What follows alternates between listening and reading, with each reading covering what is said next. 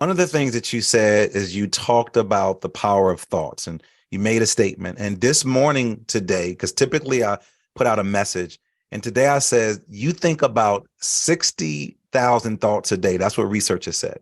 So it's Uh-huh. up to you to make sure that you don't use 59,000 of them with a negative, cynical thinking. So then make it a great day. So I'm so glad that you talked about that. But then I want to go back to breath work because I think breath work is very, very powerful. But I think we may lose somebody in it. Several questions that comes to breath work. Why is breath work so powerful? And then what happens to our bodies when we do breath work? Oh, I really appreciate that question. It's an insightful question. The breath is the bridge between the mind and the body. And through breath mastery, you can literally learn to control your central nervous system. So, in just a kind of an everyday application, what that might look like is, let's say, for example, you're driving in the car and you witness a car accident, and instead of being super triggered and flinging into fight or flight, you'll be able to learn to stay really calm and connected, to slow deep breath and have clarity in your mind as you go through a decision-making process of how to respond in the moment. Mhm. So breath is the key to your nervous system. And that's one of the most important reasons that I'd like to offer up front. Your ability to stay connected to your breath is your ability to stay connected to yourself.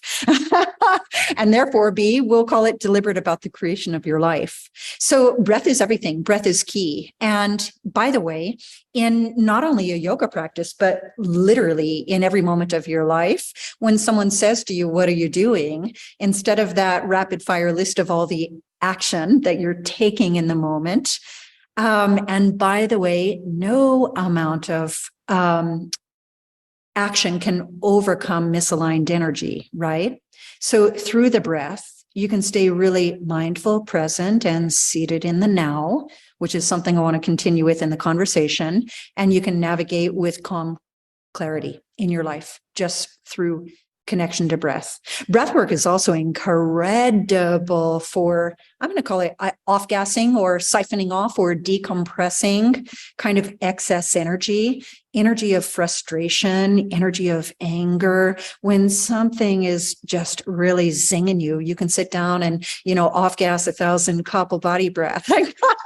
Come out of it feeling like just kind of like relieved and reset. Like breath is probably one of the most underrated tools. And one more thing is that not only can you release trauma Mhm. and the energies that you store in your tissues through breath work, but you can also, when you're running pretty clear and pure in the inner realm, activate Kundalini energy, which is another conversation, very, very powerful with respect to self-healing and Reiki energy and just activation of yourself in its highest form.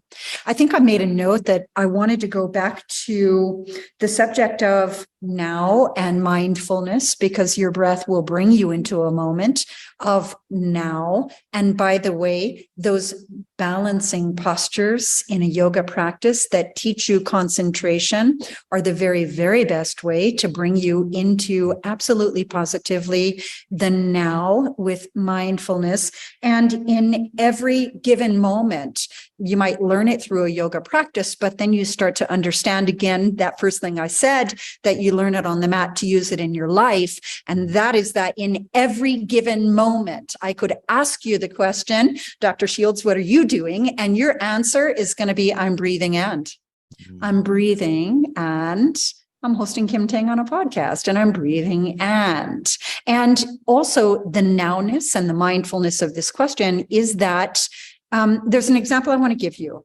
And I think this is an example that such a large part of the population can relate to in any of its forms. So I used to have a dear friend who was a teacher who taught at my studio, and she was very, very, very dedicated to her practice. And she was a single mother, and she was really carrying a heavy load and really torn.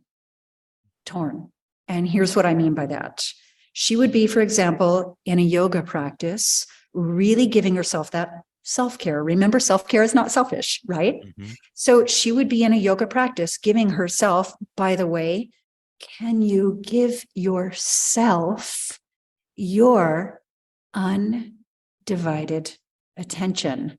Because self-care is not selfish. Mm-hmm.